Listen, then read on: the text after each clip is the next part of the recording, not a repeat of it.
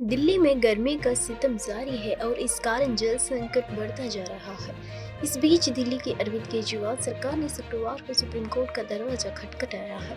केजरीवाल सरकार ने अपनी याचिका में मांग की है कि जल संकट को देखते हुए हरियाणा, यूपी और हिमाचल प्रदेश से 1 महीने के लिए अतिरिक्त पानी मिले।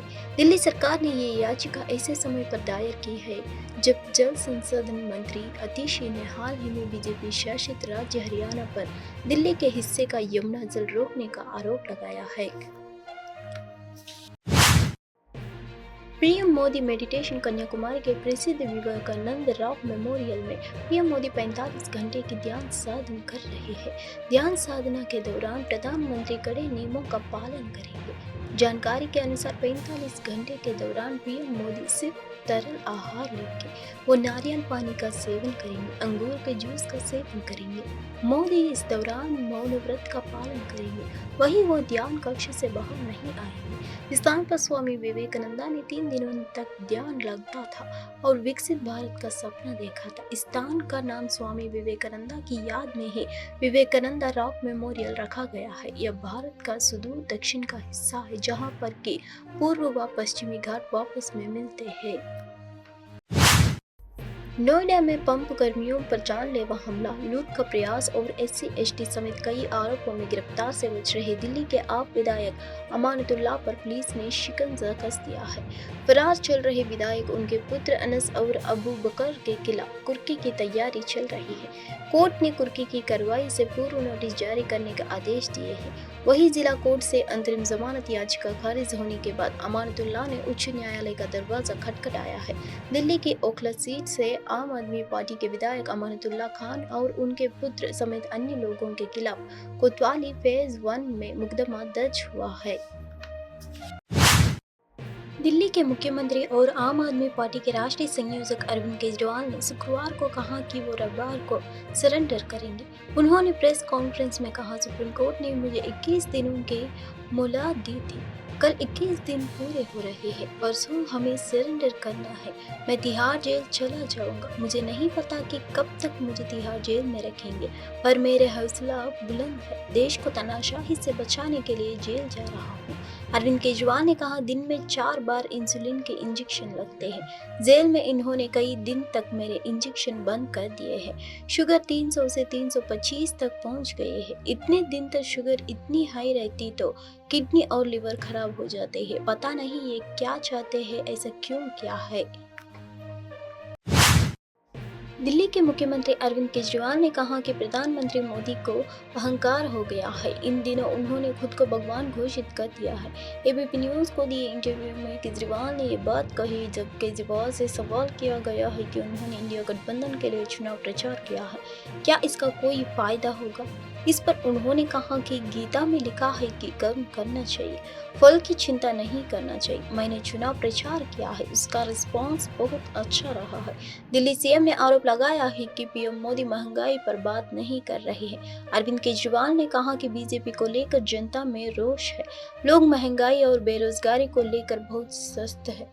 बीजेपी से लोगों को मोहभंग को हो गया है। प्रधानमंत्री मोदी ने इन मुद्दों पर बात नहीं की है, बल्कि 2 महीने से वह इधर उधर की बात कर रहे हैं। उन्होंने कहा कि महाराष्ट्र में शरद पवार को भटकती आत्मा कहते तो उद्धव ठाकरे को बाला साहेब ठाकरे की नकली संतान बताते हैं। क्या जनता उसको इन मुद्दों पर वोट देगी। चिराग पासवान ने 31 मई को अपने परिवार के साथ हनुमानगढ़ी मंदिर में पूजा अर्चना की। चिराग पासवान ने ANI से बात करते हुए कहा कि वो पिछले 2 महीने से चुनाव प्रचार में व्यस्त थे और अब जब चुनाव प्रचार खत्म हो गया है तो उन्हें अपने परिवार के साथ अयोध्या जाने का मौका मिला है। 2.5-3 महीने राजनीति के क्षेत्र से जुड़ा हूँ। चुनाव प्रचार की व्यस्तता काफ़ी ज़्यादा रही, पर ऐसे में क्योंकि मैं रामलला प्रभु श्री राम की प्राण प्रतिष्ठा में मुझे आने का मौका, सौभाग्य मुझे मिला था और तभी से मेरे मन में ये इच्छा थी कि अपने पूरे परिवार के साथ यहाँ पर आऊँ, अपनी माँ के साथ, बहन के साथ, भांजे भांजी, जीजा जी, पूरे परिवार के साथ यहाँ पर आकर प्रभु श्री राम के दर्शन करें, उनका आशीर्वाद लें। कल जैसे ही चुनाव प्रचार समाप्त हुआ, पूरा परिवार हम लोग यहाँ अयोध्या आए, प्रभु श्री राम के दर्शन किए। यहाँ हनुमानगढ़ी में आके बजरंग बली जी का आशीर्वाद हम लोगों ने लिया। जितनी भी जो कुछ भी आज हम लोग हैं इन्हीं के आशीर्वाद से हैं और बस ये आशीर्वाद सदैव बना रहे, इसी भाव के साथ यहाँ पर आए। क्या लगता है इंडिया गठबंधन कह रहा है तुम्हारी सरकार वही बहुमत आ रही है, मोदी जी को कहा जा रहा है? ये जिस तरीके से मेरे प्रधानमंत्री आदरणीय नरेंद्र मोदी जी ने देश भर में इस वक्त प्रचंड गर्मी के साथ भीषण हीट वेव चल रही है। इसकी वजह से कई राज्यों में दर्जनों लोगों की मौत हुई है।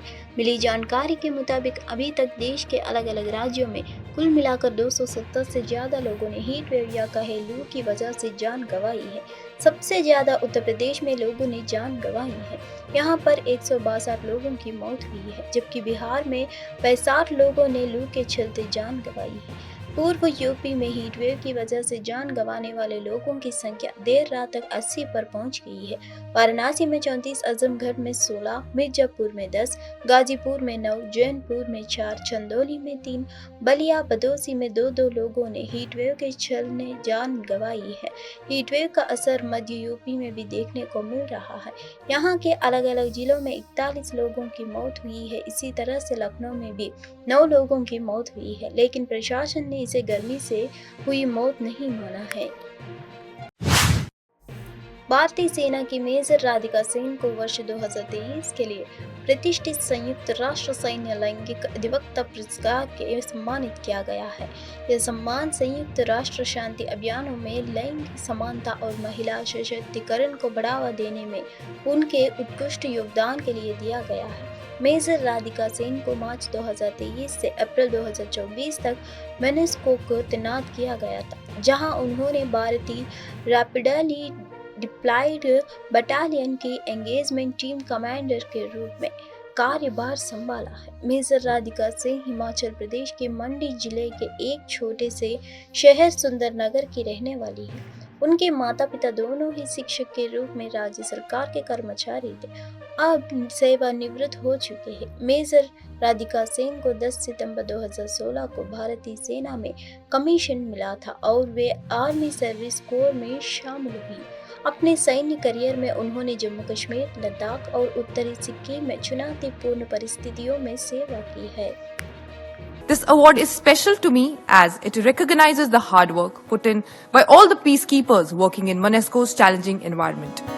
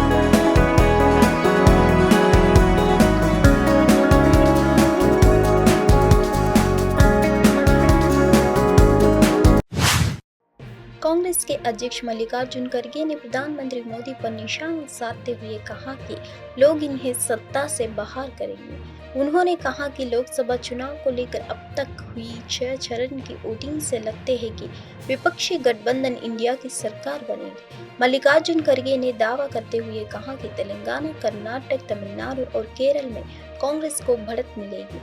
वहीं राजस्थान और मध्य प्रदेश में भी हमारी सीटें बढ़ेगी। यूपी में हमारा गठबंधन सही कर रहा है। ऐसे में मेरा सवाल है कि किस आधार पर बीजेपी 400 सीटें जीतने का नारा लगा रही है। विश्व तंबाकू निषेध दिवस के अवसर पर स्वास्थ्य सेवा निदेशालय कश्मीर के तंबाकू नियंत्रण प्रकोष्ठ ने श्रीनगर के वाकथान का आयोजन किया, जिसका उद्देश्य तंबाकू के उपयोग के हानिकारक प्रभावों के बारे में जागरूकता बढ़ाना और धूम्रपान मुक्त जीवन शैली को बढ़ावा देना था। कार्यक्रम ललित घाट से शुरू हुआ और श्रीनगर के नेहरू पार्क में समाप्त हुआ।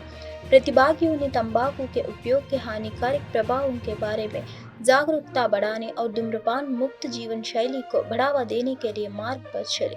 इस कार्यक्रम को समुदाय द्वारा खूब सराहा गया और इसने स्वस्थ और कल्याण को प्राथमिकता देने की याद दिलाई।